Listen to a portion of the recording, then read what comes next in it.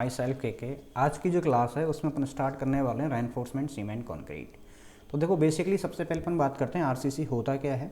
तो आरसीसी क्या होता है, एक कंपोजिट मिक्सचर होता है किस किस का, कंक्रीट एंड स्टील। तो ये अपन पढ़ते हुए आए हैं पहले से ही कि भाई जो आरसीसी है, आरसीसी के अंदर क्या होगा, एक तो कंक्रीट होगा और एक मेरा होगा स्टील। और जब मैं बात कर लेता हूँ कंक्रीट की, तो कंक्रीट के अंदर क्या होता है भाई, एक तो अपना क्या होता है, सीमेंट होता है। क्या होता है भाई, सीमेंट होता है। उसके बाद में अपन बात करते हैं सैंड। सैंड को अपन क्या बोल सकते हैं, फाइन एग्रीगेट। Fine aggregate. और एक अपना होता है कोर्स एग्रीगेट। क्या होता है भाई, कोर्स एग्रीगेट। तो this is the basically mixture of cement, sand and coarse aggregate. अब कोर्स एग्रीगेट ठीक है। अब कोर्स एग्रीगेट फाइन एग्रीगेट को अपन कैसे डिफरेंशिएट करते हैं, ये अपन पहले ही पढ़ चुके हैं। कंक्रीट के अंदर यदि कोई भी एग्रीगेट है जिसकी साइज मेरी 4.75 mm से ज़्यादा है तो मेरा क्या कहलाएगा, कोर्स एग्रीगेट कहलाएगा। तो जब अपन आरसीसी की बात कर रहे हैं, कंपोजिट सेक्शंस की बात कर रहे हैं, तो यहाँ पे अपन ने देखा है कि कंक्रीट की जो स्ट्रेंथ है वो कंप्रेशन में तो बहुत अच्छी होती है। क्यों होती है, क्योंकि कंक्रीट के अंदर होते हैं फाइन क्रैक्स एंड वॉइड्स। तो जैसे आप उनको प्रेस करेंगे तो जो वॉइड्स हैं वो क्या हो जाएंगे, फिल हो जाएंगे। ठीक है, तो स्ट्रेंथ मेरा अच्छा मिलेगा। वहीं यदि मैं इसको टेंसाइल इसके ऊपर मैंने लोड लगाया तो उसकी वजह से क्या होगा, उसके जो फाइन क्रैक्स हैं वो लार्जर हो जाएंगे और वॉइड्स की वैल्यू इंक्रीज हो जाएगी। तो उस केस के अंदर इस जो डिसाइड एक तरह से अपन कहें कि टेंसाइल स्ट्रेंथ की नहीं होती है, इसको ओवरकम करने के लिए अपन क्या करते हैं, रेनफोर्सिंग मटेरियल को इसके अंदर का डालते हैं। ठीक है, तो बेसिकली रेनफोर्सिंग मटेरियल के अंदर अपन स्टील को ही यहाँ पे डाल के चल रहे हैं, उसी की अपन बात करेंगे। तो डेफिनेशन क्या हो गई, reinforcement cement concrete composite mixture of concrete and steel, therefore the structure form is said to be reinforcement cement concrete structure. इसलिए ही अपन इसको सीमेंट कंक्रीट स्ट्रक्चर कहते हैं। उससे पहले मैं आपको बता देता हूँ कि जो भी अपन ये आरसीसी पढ़ने वाले हैं, तो आरसीसी के अंतर्गत जो कोड यूज़ किया जाता है, जो इंडियन स्टैंडर्ड 456/2000 को यूज़ किया जाता है आरसीसी के अंतर्गत। ठीक है, नेक्स्ट सेमेस्टर के अंदर अपन जो स्टील पढ़ते हैं, स्टील के लिए जो कोड यूज़ किया जाता है वो 800 किया जाता है। प्रीस्ट्रेस कंक्रीट के अंदर अपन बात करते हैं तो 1333। उसके बाद मिक्स डिज़ाइन जो किया जाता है वो मिक्स डिज़ाइन किया जाता है 10,262 वाले कोड से। और यदि अपन फाइन एग्रीगेट और कोर्स एग्रीगेट के बारे में डिटेल्स में यदि पढ़ना चाह रहे हैं तो उसके लिए यूज़ किया जाता है IS 383। और वहीं पे यदि जो भी स्ट्रक्चर्स हैं उनके ऊपर हम लोड की कैलकुलेशन करेंगे, कितना लोड इसके ऊपर आएगा, तो उसके लिए जो लोडिंग के लिए जो कोड यूज़ किए जाते हैं वो IS 875 है। ठीक है, बेसिकली इसके पार्ट हैं, 5 पार्ट हैं, first, second, third, fourth and fifth. ये 5 कोड को यहाँ पे यूज़ किया जाता है। फर्स्ट कोड है वो अपना डेड लोड के लिए यूज़ किया जाएगा, सेकंड कोड है वो लाइव लोड के लिए किया जाएगा, थर्ड कोड है वो बेंड लोड के लिए किया जाएगा, और जो फोर्थ जो कोड है पार्ट फोर्थ वो अपना किया जाता है स्नो लोड के लिए। और वहीं अपन जो डिफरेंट टाइप के लोड्स हैं या फिर लोड कॉम्बिनेशंस की बात करें तो वो अपने पार्ट 5 के अंतर्गत अपने कंसीडर किया जाता है। ठीक है, अब मैं आपको यही बता रहा था सीमेंट कंक्रीट क्या होता है। तो देखो, एक तो इसके अंदर क्या होगा, कोर्स एग्रीगेट होंगे जो आपको यहाँ पे दिख रहे हैं, जो अपन यदि लोकल लैंग्वेज में अपन बात करें तो गिट्टियाँ बोल सकते हो, ठीक है, रोड़ी बोल सकते हो। ठीक है, सेकंड होगा सीमेंट और एक होगा फाइन एग्रीगेट। फाइन एग्रीगेट को अपन सैंड या फिर बजरी आप बोल सकते हो।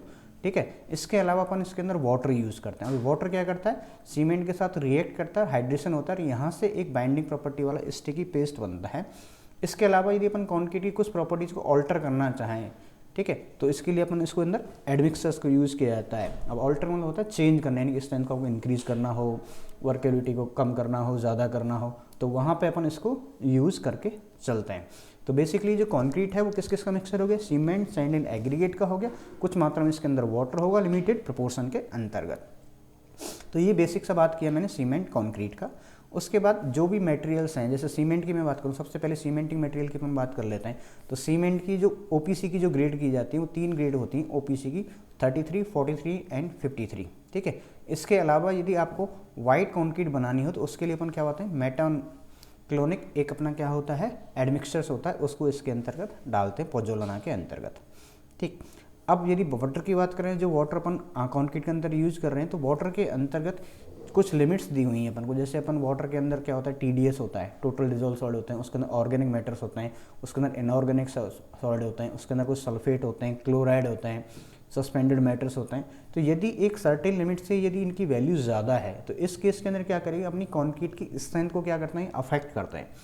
तो अपन के लिए ये IS कोड है जो मैं अभी आपको स्टार्टिंग में बताया था, IS 456/2000 के अंदर वाटर क्वालिटी के कुछ पैरामीटर्स दिए हुए हैं जो कि कंक्रीट के अंदर अपन को यूज़ करना है। तो जो ऑर्गेनिक मैटर है उसकी जो वैल्यू है वो 200 mg पर लीटर से ज़्यादा नहीं होनी चाहिए। वहीं इनऑर्गेनिक की 3000 mg पर लीटर से ज़्यादा नहीं होनी चाहिए। सल्फेट की बात करें तो 400 mg पर लीटर से ज़्यादा नहीं होना चाहिए। क्लोराइड्स की बात करें, यदि मैं बात करता हूँ आरसीसी की, तो आरसीसी के अंतर्गत अपना 500 mg पर लीटर से ज़्यादा नहीं होना चाहिए। वहीं यदि अपन पीसीसी की बात करते हैं तो ये लिमिट क्या होती है, 2000 mg पर लीटर होती है। वहीं सस्पेंडेड मैटर की बात करें तो 2000 mg पर लीटर से ज़्यादा इसके अंदर सस्पेंडेड मैटर की वैल्यू नहीं होनी चाहिए। यदि इससे ज़्यादा है तो उस केस के अंदर अपन इस वाटर को यूज़ नहीं करेंगे, इस वाटर को ट्रीटमेंट करने के बाद ही अपन यूज़ कर पाएंगे। वहीं यदि किसी वाटर की जो पीएच है वो यदि लेस देन 6 है तो उस वाटर को भी अपन ने कॉन्क्रीट बनाने के अंतर्गत काम नहीं लेना है। इसके अलावा जब अपन इंडिविजुअल टेस्टिंग की बात करते हैं तो अपन ऐसा जो एक तो अपन ने डिस्टिल वाटर लिया, एक जो भी वाटर है रॉ वाटर जिसको अपन यूज़ करने वाले हैं उससे क्यूब कास्ट करेंगे। यदि उनकी दोनों की स्ट्रेंथ के बीच में जो डिफरेंस है यदि वो 15% से ज़्यादा आ रहा है तो अपन उस वाटर को भी यूज़ नहीं करते हैं, ठीक है। वहीं यदि एग्रीगेट की बात करूँ मैं, जो भी एग्रीगेट अपन यूज़ कर रहे हैं कोर्स एग्रीगेट यूज़ कर रहे हैं, ठीक है। तो बेसिकली ये जो होता है वो डिपेंड करता है कि आप जिस स्ट्रक्चर के जो पोर्शन है उसको कास्ट कर रहे हो बेसिकली, ठीक है। जैसे कि स्लैब बात कर रहे हैं आप, बीम की बात कर रहे हैं, कॉलम की बात कर रहे हैं, ठीक है। तो उसके अंदर जो भी मेंबर की साइज़ होती है उसका 1/4 से ज़्यादा अपन एग्रीगेट की साइज़ को नहीं लेते हैं। मोस्ट ऑफ द वर्क के अंतर्गत अपन 20 mm एग्रीगेट को ही यूज़ करते हैं। यहीं यदि लार्जर सेक्शन है तो वहाँ 40 mm तक के साइज़ के एग्रीगेट को यूज़ किया जा सकता है। तो ये चीज़ें भी आपको याद रखनी है। और वहीं जब अपन बात करूँ यदि कहीं रेनफोर्सिंग मटेरियल यानी कि दो ये क्या है स्टील बार्स हैं, यदि यहाँ तो मैक्सिमम एग्रीगेट की जो साइज़ है वो क्या होगी, जैसे मान लीजिए यहाँ पे कोई एग्रीगेट है तो एग्रीगेट की साइज़ कितनी होनी चाहिए, स्पेसिंग इन दोनों के बीच की स्पेसिंग उसमें से -5 mm, इससे ज़्यादा बड़ा एग्रीगेट यूज़ नहीं करना है। बाकी और भी कोड का क्राइटेरिया है कि भाई एक लार्जर डाया है उससे यूज़ नहीं करना है, ज़्यादा यूज़ नहीं करना है। तो ये साइज़ ऑफ एग्रीगेट के ऊपर डिपेंड करता है कि कैसा आप सेक्शन कास्ट कर रहे हो, वहाँ पर उसकी रेनफोर्समेंट की डिटेलिंग क्या है, ठीक है, मेंबर की थिकनेस क्या है, उसके ऊपर भी डिपेंड करता है, क्लियर कवर कितना प्रोवाइड करना है, उसके अकॉर्डिंग अपन क्या करते हैं मैक्सिमम एग्रीगेट की साइज़ को डिसाइड करते हैं, ठीक है। ये वही पूरा पोर्शन है जो आपके आईएस कोड के अंदर पूरी डिटेल में दिया हुआ है। नॉमिनल साइज एग्रीगेट इतनी होनी चाहिए, जितनी लार्ज हो उतनी पॉसिबल, लेकिन ऐसा केस नहीं होना चाहिए कि थिकनेस मेंबर से 1/4 से ज़्यादा हो जाए, ठीक है। एग्रीगेट ज़्यादातर के केस में हम बात कर रहे थे 21 साइज़ का एग्रीगेट ही यूज़ किया जाता है। नेक्स्ट बात करते हैं रेनफोर्सिंग मटेरियल की। रेनफोर्सिंग मटेरियल यानी कि जो अपन को स्ट्रेंथ देता है, इन कॉन्क्रीट की जो स्ट्रेंथ को इंक्रीज करता है उसको अपन क्या कह देते हैं, रेनफोर्सिंग मटेरियल कह देते हैं। ज़्यादातर केसेस के अंतर्गत ये भी कोड का ही क्लॉज है अपने आईएस, ये अपन को एक तो IS 456 ये कोड सबको ले लेना है, सबके पास में होना चाहिए। इसका प्रिंट आउट निकलवा लीजिए क्योंकि सारा जो डेटा है वो इसी कोड से ज़्यादातर लिया गया है रेनफोर्समेंट कॉन्क्रीट के अंतर्गत, ठीक है। तो वही बात करते हैं mild steel and medium tensile steel bar use किए जाते हैं जो कि एज पर IS 452 पार्ट फर्स्ट के अकॉर्डिंग है, या फिर high strength deform bar HYSD bar अपन बोलेंगे इनको शॉर्ट फॉर्म में HYSD बार, ठीक है। तो ये क्या है high strength deform steel bars हैं जिनको कि कोड के अंदर 1786 जो है IS कोड उसके अकॉर्डिंग इनकी डिटेल लिंक दी हुई है, ठीक है। तो ये ज़्यादातर अपन जो भी अपन कंस्ट्रक्शन मेंबर करेंगे, जो स्ट्रक्चर मेंबर डिजाइन करेंगे उनके अंदर इनको यूज़ करके चलेंगे। अब वहीं अपन बात करते हैं सीमेंट कॉन्क्रीट की। सीमेंट कॉन्क्रीट ये तो अपन को पता लगेगा जो मिक्स कॉन्क्रीट किस किस का मिक्सचर होता है, सैंड, सीमेंट एंड एग्रीगेट का यूज़ होता है, इसके अंदर वाटर लिया जाता है। तो सीमेंट कॉन्क्रीट की जब अपन मैन्युफैक्चरिंग करते हैं या फिर अपन इसको बनाते हैं बेसिकली, तो उसमें अपन दो तरह के मिक्स बनाते हैं। एक तो अपना होता है नॉमिनल मिक्स और एक होता है अपना डिज़ाइन मिक्स। तो बेसिकली देखो नॉमिनल मिक्स क्या होता है, जिस मिक्स के अंतर्गत अपन क्या करें कि एक रेशियो को फिक्स कर दें, जैसे 1 2 4, ठीक है, 1 4 8 1 3 6, जिसके अंदर क्या हो गया उनका रेशियो फिक्स हो जाता है, उसको अपन क्या कह देते हैं नॉमिनल मिक्स कह देते हैं, ठीक है। एक होता है अपने डिज़ाइन मिक्स जिनको अपन पहले से डिज़ाइन प्रोसीजर जो है अपना IS 10262 के अकॉर्डिंग उसके अकॉर्डिंग अपन डिज़ाइन करेंगे, फिर अपन वो प्रपोर्शन को फाइंड आउट कर पाएंगे, तो वो अपना होता है डिज़ाइन मिक्स। इसी के अकॉर्डिंग जैसे कॉन्क्रीट की बात करूँ नॉमिनल मिक्स के अंतर्गत, तो अपनी जो अपन ने पुराने एक्सपीरियंस किया हुआ है, क्वालिटी कंट्रोल जो अपना पहले था, ठीक है, उसके एक्सपीरियंस के बिहाफ पे अपन नॉमिनल मिक्स करते हैं। उसके अंदर थोड़ा सा क्या होता है जो क्वालिटी को सेक्रीफाइस किया जाता है, ठीक है। वैसे इतना ज़्यादा नहीं किया जाता है, स्किल लेबर की इतनी ज़्यादा रिक्वायरमेंट इसके अंदर नहीं होती है। जो लोकल लेबर है, जो कम इम्पॉर्टेंट के वर्क हैं, वहाँ पे अपन इसको नॉमिनल मिक्स को कर लेते हैं, ठीक है। नॉमिनल मिक्स के अंदर जो कॉन्क्रीट यूज़ की जाती है जैसे कि M5 हो गया, M7.5 हो गया, M10, M15, M20, M25, तो इनके रेशियो को आप याद रखना है। जैसे 5 से स्टार्ट करोगे तो देखो जो fine aggregate to coarse aggregate ratio वो जस्ट डबल है, ठीक है। तो 1 5 10, 1 4 8, फिर इसको आप एक एक कम करते चलेंगे। यहाँ पे M4 मिक्स हो गया, 5 क्या हो गया उसका 28 डेज बाद की स्ट्रेंथ होती है, ठीक है। 5 क्या होता है भाई, उसकी कोई भी क्यूब जो अपन ने कास्ट किया, जैसे अपन बात करते हैं आरसीसी के क्यूब की बात कर रहा हूँ, सॉरी मैं कंक्रीट के क्यूब की बात कर रहा हूँ, तो कंक्रीट का जो 150 बाई 150 बाई का जो क्यूब होता है उसको सीटीएम में अभी टेस्ट करके 28 डेज के बाद में जो उसकी स्ट्रेंथ होती है वो 5 न्यूटन पर mm स्क्वायर से कम नहीं होनी चाहिए, तो उस कंक्रीट को अपन M5 कह देंगे, ठीक है। इसी तरह M7.5, M10, M20, M25 तक, यहाँ तक अपन ये जो सारे मिक्स हैं वो क्या है, नॉमिनल मिक्स है। वैसे तो IS कोड 25 के लिए भी डिज़ाइन करवाता है, वो 20 से ज़्यादा अपन को अलाउ नहीं करता है। आप इसके ऊपर सारे एग्रीगेट को आप डिज़ाइन कीजिएगा, ठीक है। तो ये कई बार ऑब्जेक्टिव पॉइंट ऑफ व्यू से पूछा जाता है कि पर्टिकुलर कंक्रीट का ग्रेड दे जाएंगे, M15 का रेशियो क्या होता है, तो वो आपसे पूछ लिया जाएगा, ठीक। वहीं यदि अपन बात करें डिज़ाइन मिक्स की, तो बेसिकली डिज़ाइन मिक्स क्या होते हैं, एक आइडियल मिक्स होते हैं जिनकी एक परफेक्ट स्ट्रेंथ होगी, ठीक है। इसके अंदर जो एडमिक्सचर्स हैं या फिर अपन बात करें जो भी कॉन्स्टिट्यूएंट्स हैं, जैसे सीमेंट हो गया, सैंड हो गया, एग्रीगेट हो गया, उनको एक फिक्स एक जो उनके लिए एक टेम्परेचर सुटेबल है उसी पे उसको रखा जाएगा। 90% उस पर्टिकुलर केस के अंदर ह्यूमिडिटी होनी चाहिए, स्किल्ड वर्कमैनशिप वहाँ पे होनी चाहिए, जो भी मैन्युफैक्चर प्लेस है वहाँ पे एक डिज़ाइन प्रोसीजर वहाँ पे प्रॉपरली फॉलो होता है, उसके थ्रू करना चाहिए। जैसे आजकल RMC प्लांट वगैरह होते हैं तो वहाँ ये सारी चीज़ों को मेंटेन किया जाता है, ट्रांसपोर्टेशन वहाँ से प्रॉपर होना चाहिए, प्लेसिंग प्रॉपर होनी चाहिए। तो इससे अपन क्या कर सकते हैं भाई, जो पूरा जो मिक्स है उसको एक आइडियल कंडीशन के अंतर्गत डाल के रख सकते हैं, ठीक है। अब डिज़ाइन मिक्स की अपन स्ट्रेंथ कंक्रीट की बात कर लेते हैं अपन। जैसे कोई भी एक कंक्रीट का क्यूब है, ठीक है, तो क्यूब की स्ट्रेंथ जो होती है, जैसे अपन मैं मान के चलता हूँ कि 28 डेज वाली स्ट्रेंथ है, उसी के अपन 100% मान लेते हैं या 99% मान लेते हैं। तो उसके कंपैरिजन में यदि 1 डे की जो स्ट्रेंथ की बात करूँगा, जैसे मेरी M20 कंक्रीट है, ठीक है, यदि मैं बात करता हूँ M20 कंक्रीट की, तो M20 इसकी जो स्ट्रेंथ है वो क्या है, 28 डेज़ के बाद में है। तो इसका यदि मैं 1 डे के अंदर स्ट्रेंथ चेक करूँगा तो ये कितना है कि अप्रॉक्सीमेटली 16 से लेकर 17% के अप्रॉक्सीमेटली। तो 16% कितना हो गया, 16 दूनी 32 यानी 3.2 इसकी स्ट्रेंथ है न्यूटन पर mm square with in 1 day. वहीं 3 डे के अंदर 40%, 7 डे के अंदर 65% या फिर आप इसको 2/3 भी कह सकते हैं। 7 दिन के अंदर जो कंक्रीट अपनी 2/3 स्ट्रेंथ ले लेती है as compare to 28 days strength, ठीक है। 14 डेज के अंदर 90% और 28 डेज के अंदर 100 या फिर इसको मान लिया जाए तो। वहीं यदि अपन फर्दर बात करते हैं तो 1 साल तक ये स्ट्रेंथ कंटिन्यूसली क्या होती है, इंक्रीज होती हुई चली जाती है। नेक्स्ट अपन बात करते हैं ये जो क्यूब कास्ट है, इससे कंप्रेसिव टेस्टिंग क्या था, ये अपन पहले भी कर चुके हैं सीटी के अंतर्गत कि भाई अब देखो इसके अंदर जो टेस्ट किया जाता है उसके अंदर 2 मशीन यूज़ की जाती हैं, या तो आप UTM कर सकते हो, ठीक है, यूनिवर्सल टेस्टिंग मशीन, या फिर आप CTM कर सकते हो, CTM, ठीक है, कंप्रेसिव टेस्टिंग मशीन। अब कंप्रेसिव टेस्टिंग मशीन में ओनली कंप्रेशन टेस्ट होता है, जबकि UTM के अंतर्गत आप split tensile strength, tensile test, bending strength test, जो भी सारे टेस्ट हैं उनको अपन यहाँ पे कर सकते हैं, ठीक है। तो मेरे हिसाब से इसको यहाँ इतना ज़्यादा डिटेल में बताने की ज़रूरत नहीं है कि अपन कौन सी टी पढ़ के आए हुए हैं पहले से ही, ठीक है। वहीं ये स्पेसिमेन अपन का हो गया, स्पेसिमेन की साइज़ क्या होती है, 150 बाई 150 बाई 150 क्यूब होता है। ज़्यादातर के केसेस के अंदर अपन इंडिया के अंतर्गत है वो क्यूब को ही वैल्यू देते हैं, बाकी जो अमेरिकन सोसाइटी वगैरह हैं वो वहाँ पे सिलेंड्रिकल क्यूब को, मतलब सिलेंड्रिकल जो मोल्ड होता है जिसकी डायमेंशन की बात करें, डायमीटर होती है 150 mm और उसकी हाइट होती है 300 mm। बेसिकली ये रेशियो डबल होना चाहिए, लेकिन ज़्यादातर जो यूज़ किया जाता है वो 150 बाई 300 का यूज़ किया जाता है, ठीक है। तो इसके जो टेस्ट हैं उनको 7 दिन के अंतर्गत और अपन 28 डेज़ के बाद अपन चेक करते हैं, और हर 3 स्पेसिमेन का एक एवरेज स्ट्रेंथ लेंगे, उसी को अपन आगे टेस्ट करेंगे सेलेक्टेड एज के बाद में, ठीक। तो जनरली क्यूब की मोल्ड की साइज़ क्या होती है वो आपको यहाँ पे लिखा हुआ है बाकायदा, 150 बाई 150 एक मैक्सिमम। अब ये जो है इसके अंदर जो एग्रीगेट है वो 20 mm से ज़्यादा का नहीं होना चाहिए। यदि एग्रीगेट आपके छोटे हैं, यदि लेस देन 20 mm है तो आप इस क्यूब को छोटा भी यूज़ कर सकते हैं 100 बाई 100 का। तो जैसे जैसे क्यूब की साइज़ कम होती जाएगी उसकी पर्टिकुलर स्ट्रेंथ यहाँ पे ज़्यादा रह के रखती है, ठीक है।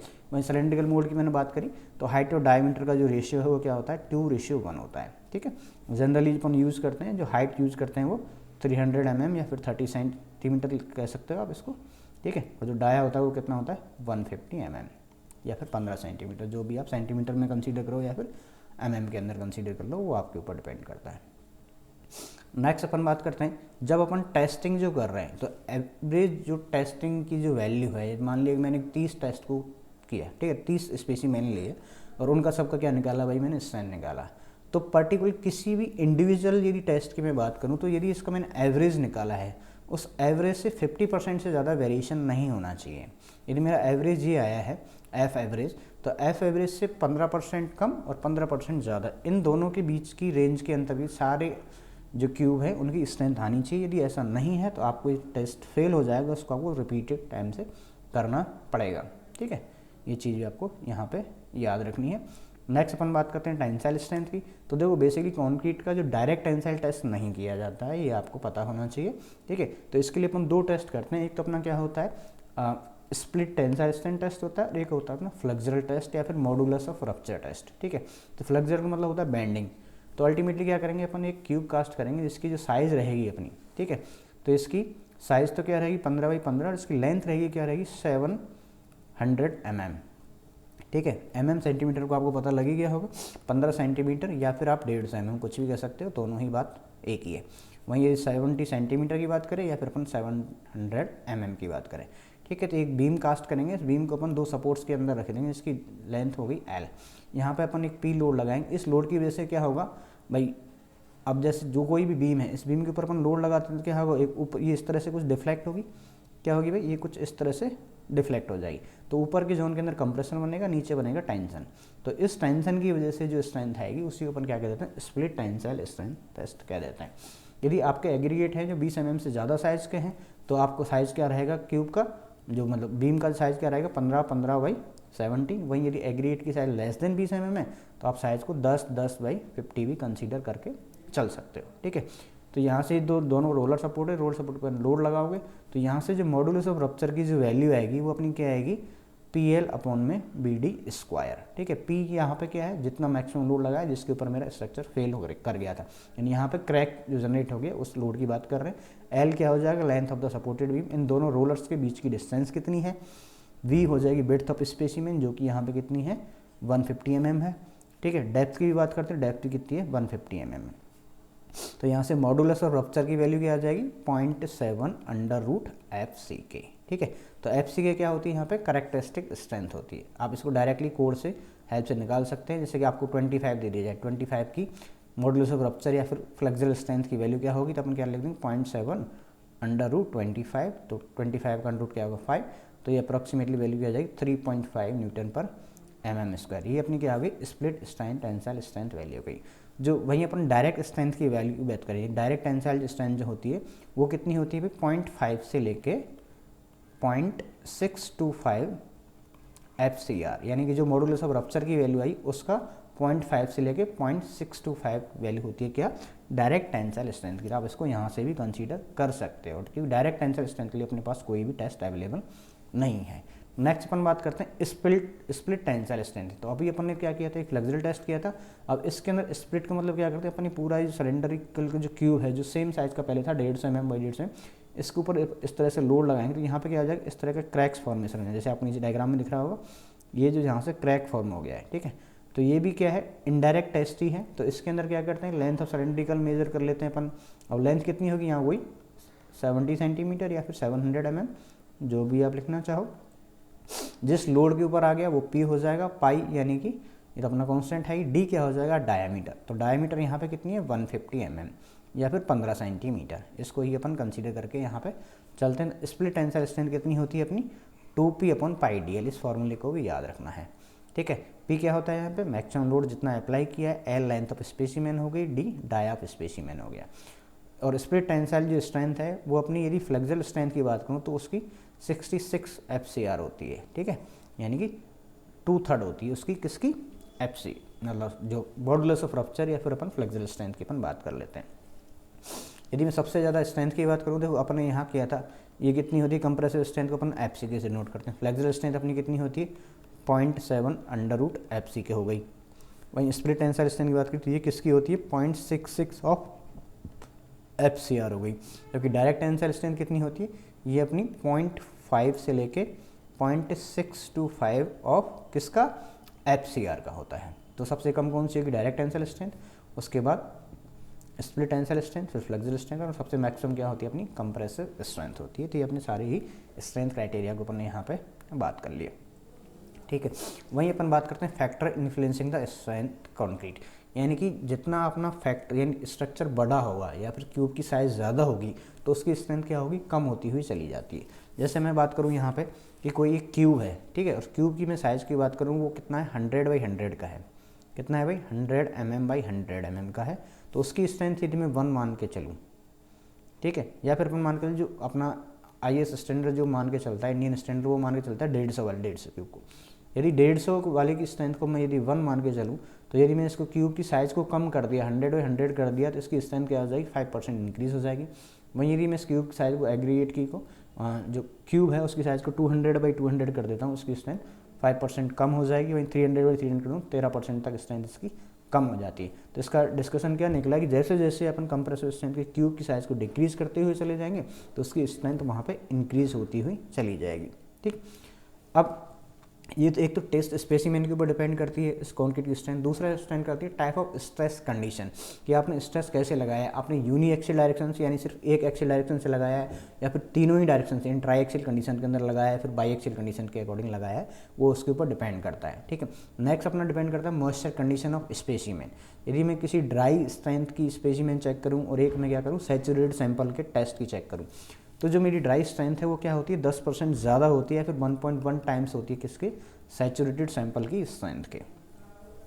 ठीक है, अब अपन बात करते हैं कुछ इंपॉर्टेंट टर्म्स की, जैसे कि अपनी कैरेक्टरिस्टिक कंप्रेसिव स्ट्रेंथ। तो कैरेक्टरिस्टिक कंप्रेसिव स्ट्रेंथ क्या होती है, यदि मैं डेफिनेशन की बात करूँ तो सीधा सीधा कोड में लिखा हुआ है, एज पर IS 456-2000 the value of strength below which not more than 5% of test results are expected to fail. यदि आपने 100 टेस्ट सैंपल लिए यहाँ पे और उनका रिजल्टेंट निकाला और आपने इन सारे रिजल्ट्स को क्या किया, असेंडिंग ऑर्डर के अंदर अरेंज कर लिया, तो एक जो स्ट्रेंथ मिलेगी ये नीचे से लेके आप 5वीं स्ट्रेंथ को पकड़ लो, ठीक है, 5वीं 6वीं को पकड़ लो, ठीक है, जिससे इससे नीचे सिर्फ 5 सैंपल अपने फेल होंगे, बाकी सारे उस स्ट्रेंथ से ज़्यादा होंगे, तो उस स्ट्रेंथ को अपन क्या कर देते हैं, कैरेक्टरिस्टिक कंप्रेसिव स्ट्रेंथ उसको बोल दिया जाएगा। ठीक है, वहीं यदि मैं मीन स्ट्रेंथ की बात करूं तो अपन मीन स्ट्रेंथ वाला क्या होता है, बीच वाला यानी कि मिड वाला, यानी कि 50% सैंपल उस स्ट्रेंथ को फेल हो जाए तो मेरी क्या हो जाएगी, मीन स्ट्रेंथ हो जाएगी। ठीक है, वहीं मैं अपन बात कर लेते हैं कॉन्फिडेंस लिमिट।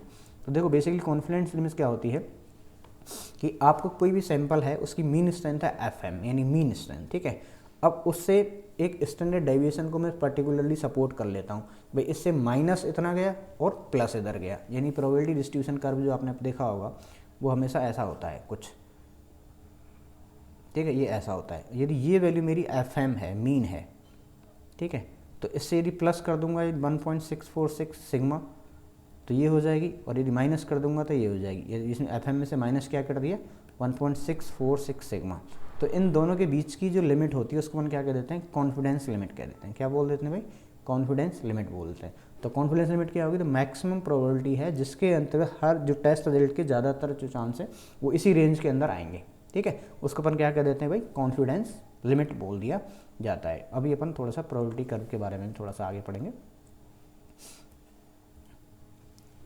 अब एक चीज़ ये भी होता है कि आपको कैसे कितने सैंपल को टेस्टिंग करनी चाहिए या कितने को नहीं करनी चाहिए।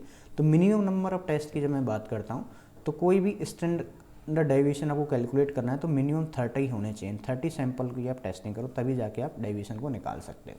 ठीक है, और एक सैंपल के अंदर कितने होने चाहिए, 3 स्पेसिमेन होने चाहिए, यानी कि 3 150/150 क्यूब लोगे आप उनको तो वो एक सैंपल कंसीडर किया जाएगा, क्योंकि उनकी एवरेज स्ट्रेंथ को अपन क्या करेंगे, एक सैंपल कंसीडर करेंगे।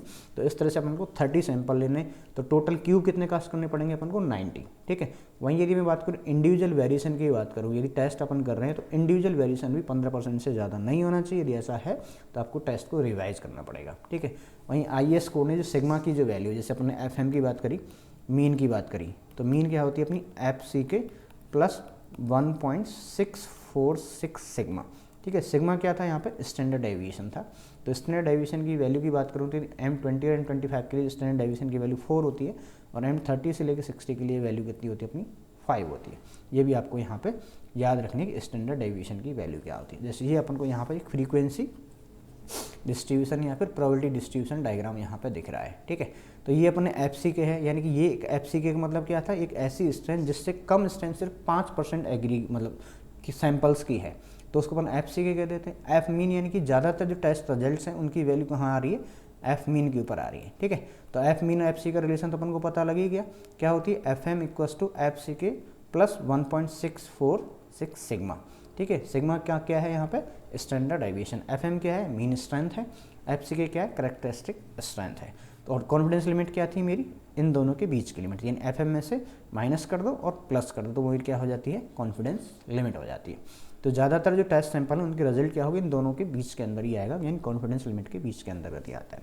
वहीं यदि आपसे पूछा जाए कि Young's modulus of elasticity of concrete कितना होता है, तो अपन ने स्टील की जब बात करी तो स्टील के लिए ई की जो वैल्यू कितनी होती है भाई अपनी, 2 × 10⁵ न्यूटन पर mm² होती है, यही तो होती है ई की value modulus of elasticity for steel. Steel की चाहे आप कोई सी भी ग्रेड की बात करो यही रहती है। वहीं यदि आपसे कॉन्क्रीट की पूछे तो कॉन्क्रीट की वैल्यू क्या हो जाती है, 500√fck। fck क्या है, वही अगेन कैरेक्टरिस्टिक स्ट्रेंथ है। ये अपने IS 2000 के अकॉर्डिंग, इससे पुराना जो कोड था यानी वर्किंग स्ट्रेस वाला जो कोड था उसके लिए जो वैल्यू थी वो थी 5700, यानी कि 5700√fck। यदि आपको वहाँ भी मिल जाए, यदि कई बार कोई एग्जाम में वर्किंग स्ट्रेस इन पुराने जो कोड था उसके अकॉर्डिंग जो पूछा जाए 1987 के अकॉर्डिंग, तो वैल्यू कितनी थी, 5700 वैल्यू थी। ठीक है, तो ये अपना क्या, अब जैसे फॉर एग्जांपल आपसे पूछा जाए कि M25 कॉन्क्रीट के लिए आप EC की वैल्यू बताइए, तो EC के जंक्शन का फॉर्मूला क्या हो गया, 5000√fck। तो fck की वैल्यू अपने 25 रख देनी है, तो ये वैल्यू क्या आ जाएगी, 25,000 Nm²। ये अपनी पर्टिकुलर ग्रेड के लिए आ गई यहाँ पे। ठीक है, फिर अपन बात करते हैं ग्रेड ऑफ कॉन्क्रीट। तो IS कोड जो अपना है, ठीक है, IS कोड कौन से की बात कर रहे हैं अपन, IS कोड 2000। ठीक है, इसके अकॉर्डिंग अपन बात करें तो कॉन्क्रीट को क्या 3 कैटेगरी के अंदर डिवाइड किया हुआ है। एक तो अपना होता है ऑर्डिनरी कॉन्क्रीट, एक होता है अपना standard concrete, and third one is high strength concrete. यदि आपसे पूछा जाए कि M10 से लेकर 20 तक की जो कॉन्क्रीट है उसको ऑर्डिनरी कॉन्क्रीट की ग्रेड के अंदर लिया गया, कैटेगरी के अंतर्गत, और M25 से 60 के अंदर की बात करते हैं तो ये अपनी स्टैंडर्ड कॉन्क्रीट होती है। इससे हायर देन जो ग्रेड होती है उसको अपन क्या कह देते हैं भाई, हाई स्ट्रेंथ कॉन्क्रीट। अपना IS कोड है वो ओनली M60 तक ही प्रेफर किया गया है, इससे बाद में इस कोड को यूज नहीं किया जाता है बेसिकली। ठीक, तो ये आपकी डायरेक्ट कोड का दिया हुआ है यहाँ पे IS कोड के अंदर अमेंडमेंट नंबर 4 के अकॉर्डिंग। ठीक है, ये यहाँ तक ऑर्डिनेट कॉन्क्रीट हो गई, यहाँ तक स्टैंडर्ड कॉन्क्रीट हो गई। और ये तो आपको ये जो कोड है, ये कोड आपके पास जरूर होना चाहिए। इस कोड के अंदर मैक्सिमम जो डेटा है RC से रिलेटेड, डिजाइन से संबंधित, तो वो पूरा इसके अंदर मिल जाएगा आपको। ठीक, इसके अलावा यदि अपन बात करें मिनिमम ग्रेड ऑफ कॉन्क्रीट की बात करें RCC वर्क के अंतर्गत, तो कोड रिकमेंड करता है कि M20 कॉन्क्रीट से आप कम के कॉन्क्रीट को यूज़ नहीं करना है RCC के अंतर्गत। वही मैं बात करूँ यंग्स मॉडल ऑफ इलास्टिसिटी की बात करते हैं, तो देखो यंग्स मॉडल ऑफ इलास्टिसिटी क्या होता है अपना, स्ट्रेस अपॉन स्ट्रेन, सिंपल सा ये होता है। यानी स्ट्रेस स्ट्रेन कर्व के स्लोप की बात कर लो आप, तो मेरा क्या हो जाता है, यंग्स मॉडुलस ऑफ इलास्टिसिटी होता है। अब देखो बेसिकली कुछ तो मटेरियल होते हैं जो इलास्टिक होते हैं, जो डायरेक्टली अपने क्या है किसी पर्टिकुलर पॉइंट पे बात करते हैं, और कुछ ऐसे मटेरियल होते हैं जिनके अंदर ना तो कोई यील्ड पॉइंट होता है ना कोई होता है, तो उसके अंदर अपन क्या करते हैं, एक अपनी स्ट्रेन निकाल लेते हैं, प्रूफ स्ट्रेन बात करते हैं यहाँ पर, या फिर 0.2 प्रूफ रेजिलेंस की बात कर लेते हैं। तो वो भी अपनी कॉन्क्रीट या फिर जो एग्रीगेट या बात कर रहे हैं, जिस मटेरियल के लिए आप टेस्टिंग कर रहे हैं उसके ऊपर डिपेंड करती है। ठीक, यंग्स मॉडल इलास्टिसिटी क्या होती है कॉन्क्रीट की, ये अपन पहले ही पढ़ चुके हैं, EC = 5000√fck होती है। एक होता है अपना सेकेंड मॉडुलस ऑफ इलास्टिसिटी, तो ये क्या होता है, एक ऐसी लाइन है, ठीक है, तो of concrete slope line joining any point with in the origin. Origin से आपने कोई स्टार्ट की, ठीक है, जो इनिशियल कर्व के अकॉर्डिंग जिस पॉइंट के ऊपर जो मिल जाएगी, जिस पॉइंट पे वो टेंजेंटली कट कर देगी, तो उसको अपन क्या कह देते हैं, सेकेंड यंग मॉडुलस कह देते हैं। और टेंजेंट यंग मॉडुलस क्या होता है, this the slope of any point on A curve. Curve के ऊपर आपने कोई भी एक स्पर्श रेखा खींच दी या फिर टेंजेंट खींचा, तो वो जो स्ट्रेन देता है वो अपना क्या कहलाता है भाई, टेंजेंस मॉडुलस ऑफ इलास्टिसिटी कहता है। सेकेंड का मतलब क्या है, ओरिजिन से स्टार्ट करके जो कर्व को यहाँ पे कट रही है, और कर्व को यहाँ पर कोई भी एक टेंजेंट अपने ड्रॉ किया, तो वो अपनी क्या कहलाती है, अपनी टेंजेंट मॉडुलस ऑफ कॉन्क्रीट कहलाती है। ठीक है, नेक्स्ट अपन बात करते हैं क्रीप की। तो देखो क्रीप क्या होता है, बेसिकली क्रीप एक ऐसी प्रॉपर्टी है, यदि किसी भी मटेरियल के ऊपर आपने कोई लोड है, उस लोड को अप्लाई किया और वो लंबे टाइम तक है, यानी कि एक सस्टेन कर दिया लोड को, लंबे टाइम तक उसको फिक्स लोड को लगा के रख दिया, तो उसकी वजह से उसके अंदर फर्दर डिफॉर्मेशन आते हैं। क्या आते हैं भाई, फर्दर डिफॉर्मेशन आते हैं, तो उसी को अपन क्या कह देते हैं, क्रीप कह देते हैं। इसका इफेक्ट क्या होता है मॉडुलस ऑफ इलास्टिसिटी के अंतर्गत। ठीक है, तो यदि आपसे पूछा जाए कि लॉन्ग टर्म मॉडुलस इलास्टिसिटी की वैल्यू क्या होगी, तो उसके लिए फॉर्मूला अपना जो ऊपर जो शॉर्ट टर्म के लिए तो क्या था 5000√fck, तो इसके अंदर क्या कर देंगे 1 + थीटा से डिवाइड कर देंगे, और थीटा यहाँ पे क्या होता है, क्रीप कोफिशिएंट होता है। थीटा क्या होता है मेरा, क्रीप कोफिशिएंट होता है। क्रीप कोफिशिएंट की जो वैल्यू है वो एज ऑफ लोडिंग के ऊपर डिपेंड करती है कि आपने लोड 7 दिन में लगाया या फिर आपने 14 दिन में लगाया या फिर आपने 28 दिन में लगाया या फिर 1 साल के अंदर लगाया। तो इसके लिए डिफरेंट वैल्यू होती है। तो जैसे आप इनिशियल कंडीशन के अंदर लोड को अप्लाई करते हो तो थीटा की वैल्यू ज़्यादा होती है, और जैसे जैसे आप लॉन्ग टाइम के बाद लोड को अप्लाई करते हो एज ऑफ लोडिंग बढ़ जाएगी, थीटा की वैल्यू क्या होती है, कम होती हुई चली जाती है। ठीक है, तो यहाँ पे थीटा की वैल्यू दी हुई है। यदि आपने एज ऑफ लोडिंग मेरी क्या है 7 डेज है, देन थीटा इज 2.2, 28 डेज है देन थीटा की वैल्यू इज 1.6, एंड 1 ईयर यदि वैल्यू है तो थीटा की वैल्यू क्या होती है 1.1 होती है। तो बेसिकली क्रीप स्ट्रेन जो है वो स्ट्रेन है जो कि कंटिन्यूस लोडिंग की वजह से क्या होता है, आता है। तो बेसिकली यदि आपसे क्रीप को पूछा जाए क्रीप किस किस के ऊपर डिपेंड करता है, तो क्रीप 2 चीज़ के ऊपर डिपेंड करता है, एक तो लोडिंग के ऊपर, दूसरा कितने टाइम तक लग रही है, एंड टेम्परेचर क्या है उस पर्टिकुलर कंडीशंस के अंतर्गत। ठीक है, तो इसको, और ये जो डिफॉर्मेशन होता है क्रीप वाला वो क्या होता है, परमानेंट डिफॉर्मेशन होता है। क्या होता है भाई, परमानेंट डिफॉर्मेशन होता है। ठीक है, यदि आपने किसी मेटल पर लोड लगाया, लोड को यदि आपने रिमूव कर दिया तो क्रीप वाला जो इफेक्ट आ गया है वो उसी के अंतर्गत कांस्टेंट वहाँ पे रहेगा। ठीक है, वहीं यदि आपसे टेंसाइल स्ट्रेंथ पूछा है तो ये FCR का फॉर्मूला है जो अपन पहले ही कर चुके हैं। ठीक है, मॉडुलस रप्चर से अपन निकाली थी 0.7 √FC के। वहीं यदि अपन यूनिट वेट की बात करें, कॉन्क्रीट का यूनिट वेट कितना होता है, RCC का यूनिट वेट कितना होता है, तो अभी बताया था। अब ये यूनिट वेट वगैरह यानी ये फिक्स लोड है, फिक्स लोड को अपन डेड लोड के अंदर कंसीडर करते हैं। ठीक, तो जब भी आपसे पूछा जाए सीमेंट कॉन्क्रीट या फिर प्रीस्ट्रेस्ड कॉन्क्रीट के अंदर जो वैल्यू है वो अपन 24 लेंगे अपन। ठीक, क्या लेंगे 24 किलो न्यूटन पर मीटर क्यूब लेके चलते हैं अपन। ठीक है, वहीं यदि RCC की बात करते हैं तो इसकी वैल्यू 25 ले लेते हैं। बस आपको इतना याद रखना, बाकी ये कोड के अंदर पूरी डिटेल में आपको दी हुई है। ठीक है, यूनिट वेट ऑफ RCC कितना लेना है अपने को 25 किलो न्यूटन पर मीटर क्यूब, और PCC के अंदर लेना है कितना 24 किलो न्यूटन क्यूब। और वहीं यदि अपन प्री स्ट्रेस्ड कॉन्क्रीट की बात करेंगे तो कितना लेना है 24 किलो न्यूटन पर मीटर क्यूब ही अपन को कंसीडर करके चलना है। वहीं यदि आपसे पूछा जाए श्रिंकेज, ठीक है, तो बेसिकली जो टोटल श्रिंकेज जो होता है कॉन्क्रीट के अंतर्गत वो बहुत सारी कंडीशंस के ऊपर डिपेंड करता है कि मेंबर की साइज़ क्या है, उसकी एनवायरमेंटल कंडीशंस क्या हैं, ह्यूमिडिटी पर्टिकुलर केस के अंदर कितना रहा है, टेम्परेचर कितना रहा है, अमाउंट ऑफ वाटर कितना प्रेजेंट है, कितने अमाउंट में आपने सीमेंट को उसके अंदर मिक्स किया हुआ है। तो इन सारे फैक्टर्स के ऊपर अपना क्या होता है श्रिंकेज डिपेंड करता है। यदि आपको ये सारे फैक्टर्स नहीं दिए हुए हैं, यदि ये डेटा मेरा क्या है प्रेजेंट नहीं है, तो उस केस के अंतर्गत जो श्रिंकेज की वैल्यू मैं क्या ले लेता हूँ 0.003, या फिर आप इसको लिख सकते हैं 3 × 10⁻⁻⁴। ठीक है, ये क्या होता है मैक्सिमम श्रिंकेज की वैल्यू है। यदि वो डेटा आपके पास अवेलेबल नहीं है तो आप श्रिंकेज को इतना कंसीडर करके चल सकते हैं। वहीं आपसे थर्मल एक्सपेंशन यदि किसी पर्टिकुलर एग्रीगेट का पूछा जाए तो यहाँ पर कुछ वैल्यूज़ दी हुई हैं, क्वार्टाइज के लिए कितना होता है, सैंडस्टोन के लिए कितना होता है, ग्रेनाइट के लिए कितना होता है, बेसाल्ट के अंदर कितना होता है। ये सारा जो डेटा है वो अपने IS 456 से ही लिया हुआ है। IS 456 2000 से सारा डेटा अपन ने यहाँ से कंपाइल किया हुआ है। ठीक है, फिर अपन ने कॉन्क्रीट के अंदर वर्केबिलिटी पढ़ा था। भाई वर्केबिलिटी क्या होती है, भाई किसी भी मटेरियल को ईजी से अपन यदि देसी भाषा में यदि बात करें या सिंपल भाषा में अपन बात करें कि वर्केबिलिटी क्या होती है, किसी भी काम को करने में आसानी। ठीक है, यानी ऐसी कॉन्क्रीट जिसकी अपन मिक्सिंग आसानी से कर सकें, जिसकी अपन क्यूरिंग आसानी से कर सकें, उसको आसानी से प्लेस कर सकें, ट्रांसपोर्ट कर सकें। यदि उन सब के अंदर ईज हो तो that condition would be the good workability condition. ठीक है, तो स्लम वैल्यू के अकॉर्डिंग अपन यहाँ पे कॉन्क्रीट को कुछ क्लासीफाई किया हुआ है। जैसे आपसे पूछा जाए कि ब्लाइंडिंग कॉन्क्रीट है, फिर सैलो सेक्शन के अंदर जो कॉन्क्रीट यूज जाती है उसकी वर्केबिलिटी कितनी होती है, वेरी लो होती है।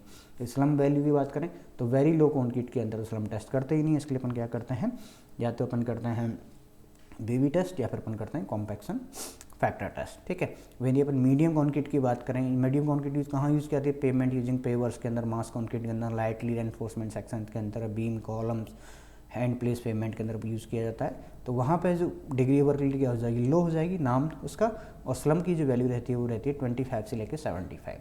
वहीं यदि आपसे मीडियम वर्केबिलिटी की बात करें तो हैवीली रेनफोर्समेंट सेक्शन में स्लैब की बात करें या फिर बीम की बात करें, कॉलम्स की बात करें, स्लिप फॉर्मर की बात करें, तो वहाँ पे जो रेंज हो जाती है वो 50 to 100 और 75 to 100 हो जाती है। ठीक है, और वहीं यदि आपसे पाइलिंग की पूछे या टर्मी कॉन्क्रीट की बात करें तो ये बेसिक कंडीशन क्या होती है, हाई वर्केबिलिटी और वेरी हाई वर्केबिलिटी की बात करते हैं। तो हाई वर्केबिलिटी के लिए स्लम की वैल्यू होती है 100 to 150, और वेरी हाई वर्केबिलिटी के लिए अपन स्लम टेस्ट को अगेन अपन सुटेबल नहीं करते हैं। तो इसके लिए जो टेस्ट किया जाता है हाई वर्केबिलिटी कॉन्क्रीट के लिए अंदर, वो किया जाता है अपना फ्लो टेबल टेस्ट। कौन सा किया जाता है भाई, फ्लो टेबल टेस्ट, तो उसके लिए किया जाता है, तो वहाँ से रेंज आती है। ठीक है, नेक्स्ट जो सबसे इंपॉर्टेंट टेबल है ये वैसे ऑब्जेक्टिव पॉइंट ऑफ व्यू से ज़्यादा इंपॉर्टेंट है, ठीक है। एक्सपोजर कंडीशंस के अकॉर्डिंग अपन बात करते हैं कंक्रीट, कौन सी कंक्रीट को कहाँ पे यूज़ किया जाता है। तो देखो बेसिकली जब अपन बात करते हैं जो एनवायरमेंटल कंडीशंस हैं उसको अपन 5 कैटेगरीज के अंतर्गत कैटेगराइज करते हैं, ठीक है। एक्सपोजर कंडीशन, इनको अपन क्या कहते हैं, एनवायरमेंटल कंडीशंस या फिर एक्सपोजर कंडीशंस के नाम से इनको जाना जाता है। तो फर्स्ट ऑफ ऑल बात करते हैं एक्सपोजर कंडीशन के अंदर माइल्ड कंडीशन क्या होगी, ठीक है। तो ऐसी कंडीशन देखो ये आपकी कोड के अंदर दी हुई है टेबल नंबर 3। तो माइल्ड कंडीशन मतलब होता है concrete surface protected against the weather and aggressive condition except those situated in coastal area. ऐसे स्ट्रक्चर्स हैं जो कोस्टल एरिया के अंतर्गत तो नहीं है, लेकिन जो भी वेदर कंडीशन उससे अगेंस्ट में प्रोटेक्टेड है और कोई भी कंडीशन एग्रेसिव वहाँ पे नहीं है, तो उस एनवायरमेंटली एक्सपोजर कंडीशन को अपन क्या कह देते हैं, माइल्ड कंडीशन कह देते हैं।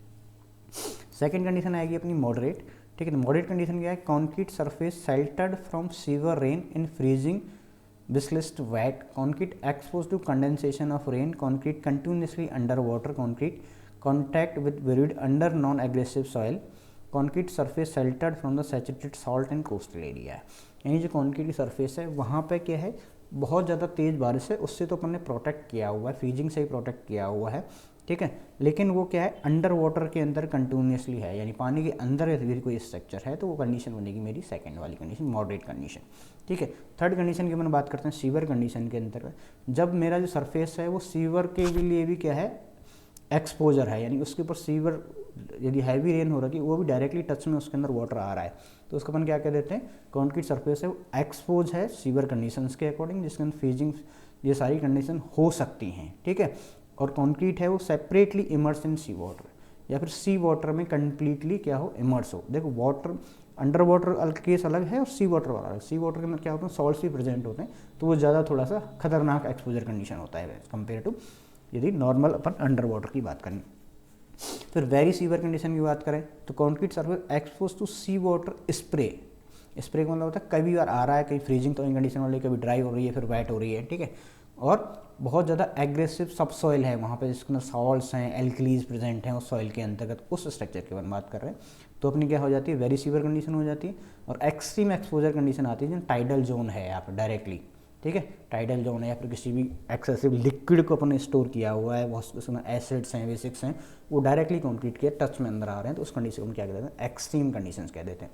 तो ये अपनी क्या होगी, 5 कंडीशंस हो गई। इस 5 कंडीशंस के अकॉर्डिंग अपन क्या यूज़ करते हैं भाई, कोड ने अपने को कुछ क्राइटेरियाज दिए हुए हैं, ठीक है, कि डिफरेंट कंडीशंस के दोनों ही कॉन्क्रीट पीसीसी और आरसीसी के क्या क्या लिमिट्स रहती है। यदि आपका एक्सपोजर कंडीशन है वो क्या है, मेरा माइल्ड है, तो मिनिमम सीमेंट कंटेंट जो होना चाहिए 1 मीटर क्यूब कॉन्क्रीट के अंतर्गत वो 220 kg पर मीटर क्यूब से कम नहीं होना चाहिए, ठीक है। वहीं यदि वाटर सीमेंट रेशियो की बात करें तो 0.60 से ज़्यादा नहीं होना चाहिए। मिनिमम ग्रेड की बात करें तो इसके लिए कोड ने कोई भी मिनिमम ग्रेड को स्पेसिफाई नहीं किया हुआ। तो ये तो बात कर रहे हैं प्लेन कॉन्क्रीट की, जिसके अंतर्गत जो स्टील है वो एम्बेडेड नहीं है या फिर रेनफोर्सिंग मटेरियल प्रोवाइड नहीं किया हुआ है। वहीं आरसीसी की बात करते हैं तो आरसीसी के अंदर जो मिनिमम सीमेंट की जो क्वांटिटी होनी चाहिए वो 300 kg पर मीटर की होनी चाहिए। वाटर सीमेंट रेशियो की बात करें 0.55 से ज़्यादा नहीं होना चाहिए, और minimum grade of concrete M20 से कम नहीं होनी चाहिए, ठीक है। तो ये सारा डेटा आपको याद रखना है। आप इसको ऐसे याद कर सकते हैं, प्लेन के 220, 240, 250, 260, 280, 0.66, 5, 4, 5, 5 कम कर दिया। फिर यहाँ से 15, 20, 20, 25। वहीं आरसीसी की बात करें 300, 300, 320, 340, 360, 0.55, 50, 55, 44, ठीक है। यहाँ से 20, 25, 30, 35 एंड 40। तो 5 ही एक्सपोजर कंडीशंस के अकॉर्डिंग आपको मिनिमम ग्रेड ऑफ कॉन्क्रीट याद रखनी है, minimum maximum free water cement ratio याद रखना है, मिनिमम सीमेंट कंटेंट भी आपको यहाँ पे याद रख के चलनी है, ठीक है। तो ये बेसिक सी टेबल थी जो आपको यहाँ पे याद करनी है। ये वही 5 एक्सपोजर कंडीशंस हैं अपनी, ठीक। तो मिनिमम अब कुछ कई बार example objective point of view से पूछा है, पीसीसी के अंदर जो मिनिमम ग्रेड ऑफ कॉन्क्रीट कितनी होनी चाहिए, तो वो M15 से कम नहीं होनी चाहिए। वहीं आरसीसी की बात करें तो M20 से कम नहीं होनी चाहिए। वाटर टैंक यदि बना रहे तो M20 से कम नहीं होना चाहिए। पीसीसी जो सब directly subject to sea water उसको M20 से कम नहीं होना चाहिए। आरसीसी की बात करें 330 से कम नहीं होना चाहिए। प्री स्ट्रेस कॉन्क्रीट के 40 से कम नहीं होना चाहिए। पोस्ट टेंशन के अंतर्गत M30 से ज़्यादा नहीं होना चाहिए, ठीक है। वहीं सी वाटर की बात करें तो ये अब सारा कोड के अंदर क्लोज दिए हुए हैं। बैचिंग वगैरह मिक्सिंग है वो अपन पहले से पढ़ चुके हैं, स्ट्रिपिंग बार ये कॉन्क्रीट का ही पार्ट है, ठीक है। तो अब यहाँ तक तो अपन ने पढ़ लिया कॉन्क्रीट के बारे में। अब इसके नेक्स्ट जो चैप्टर है उसके बारे में थोड़ा सा अपन स्टील के बारे में डिटेलिंग पढ़ेंगे और डिज़ाइन फिलॉसफीज़ के अंदर अपन जाएंगे नेक्स्ट लेक्चर के